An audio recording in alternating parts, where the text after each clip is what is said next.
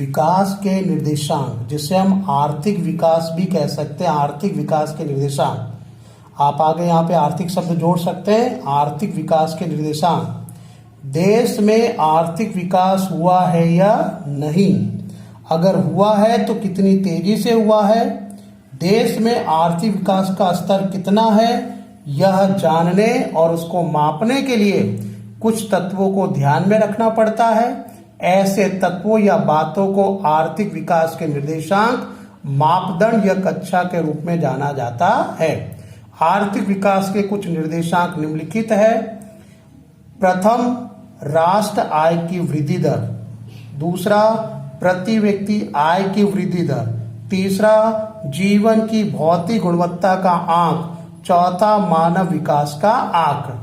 आज हम पहला आर्थिक विकास का निर्देशांक शुरुआत कर रहे हैं, राष्ट्र आय की वृद्धि दर। यदि देश की वास्तविक राष्ट्र आय में दीर्घकाल तक, यदि देश की वास्तविक राष्ट्र आय में दीर्घकाल तक निरंतर वृद्धि हो रही हो, यदि देश की वास्तविक राष्ट्र आय में दीर्घकाल तक निरंतर वृद्धि हो रही हो तो आर्थिक विकास हुआ है, ऐसा माना जाता है। यदि राष्ट्र आय ऊंची दर से बढ़ी हो तो विकास दर ऊंची मानी जाती है। यदि राष्ट्र आय नीचे दर से बढ़ी हो तो विकास दर नीची मानी जाती है। और यदि राष्ट्र आय में वृद्धि न हुई हो तो वह आर्थिक विकास स्थगित अवस्था में दर्शाई जाती है। बिल्कुल सरल है। यदि राष्ट्र आय का दर कैसा ऊंचा हो तो विकास का दर भी ऊंचा माना जाता है। यदि राष्ट्र आय का दर नीचा हो तो विकास का दर भी नीचा माना जाता है। यदि राष्ट्र आय में कोई वृद्धि न हुई हो तो आर्थिक विकास में भी किसी प्रकार की वृद्धि नहीं होती, अर्थात स्थगित माना जाता है। इसी राष्ट्र आय के वृद्धि दर को हम तालिका के द्वारा समझेंगे। इसमें तालिका में कुल आपको 6 देश के नाम दिए गए हैं और इसे समझाया भी गया है। तो सबसे पहले हम तालिका देखते हैं। तालिका नंबर 2.1 है देश नॉर्वे, जिसका राष्ट्र आय का वार्षिक दर 2.2% है। अमेरिका 2.4%, श्रीलंका 4.5%, चीन 7.3%, भारत 7.3%, पाकिस्तान 4.7%। ये तालिका पर से आप अंदाजा लगा सकते हो कि भारत, नॉर्वे, अमेरिका, श्रीलंका और पाकिस्तान, भारत, नॉर्वे, अमेरिका, श्रीलंका और पाकिस्तान की तुलना में राष्ट्र आय का वार्षिक वृद्धि दर कई गुना ज्यादा है। इसे हम वाक्य रचना के द्वारा समझते हैं।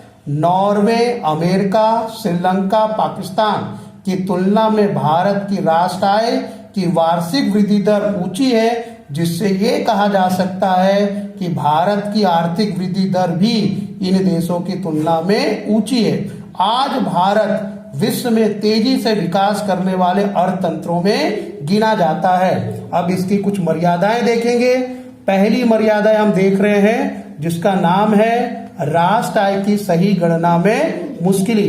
दोहरी गणना, स्व उपयोग की वस्तुएं, घिसाई जानने में मुश्किलें, गैर कानूनी आय, कर टालना, कर चोरी जैसी प्रवृत्ति, वस्तु विनिमय पद्धति, निरक्षरता, एक से अधिक व्यवसाय में संलग्न लोग जैसे कारणों से देश की सही राष्ट्र आय और उसकी सही वृद्धि दर नहीं जानी जा सकती, जिससे राष्ट्र आय को सही मापदंड नहीं कहा जा सकता।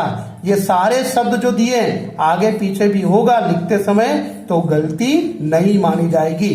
पहला राष्ट्र आय की सही गणना में मुश्किलें। अब दूसरी मर्यादा जनसंख्या। सिर्फ राष्ट्र आय जान लेने से विकास का सही ख्याल नहीं आ सकता, क्योंकि संबंधित देश की जनसंख्या को ध्यान में रखना चाहिए। तो देश की तुलना में ब, देश की राष्ट्र आय अधिक हो तो, और ब के बाद यहाँ क बनाना है, क देश का विकास। अब इन तीनों बातों के आधार पर फिर से बनाएंगे। देश की तुलना में अधिक नहीं कहा जा सकता, क्योंकि यदि देश की राष्ट्र आय के साथ देश की जनसंख्या भी खूब तेजी से बढ़ रही हो तो विकास देश से अधिक है, ऐसा नहीं कहा जा सकता। ये जनसंख्या के आधार पर ये तीन बातें बताई गई है। तीसरा, राष्ट्र आय की गणना करने की अलग अलग पद्धतियां। 11वीं क्लास में आपने 3 पद्धति पढ़ी, वही दोहरा रहा हूं। राष्ट्र आय की गणना करने की अलग अलग पद्धतियों का विश्व में उपयोग होता है, जिसमें प्रथम है, आप नंबर डाल के भी अलग लाइन से लिख सकते हैं, उत्पादन पद्धति, आय पद्धति, खर्च की पद्धति मुख्य है। किसी एक पद्धति की तुलना में दूसरी पद्धति से राष्ट्र आय की गणना करने में राष्ट्र आय में अंतर दिखाई देता है।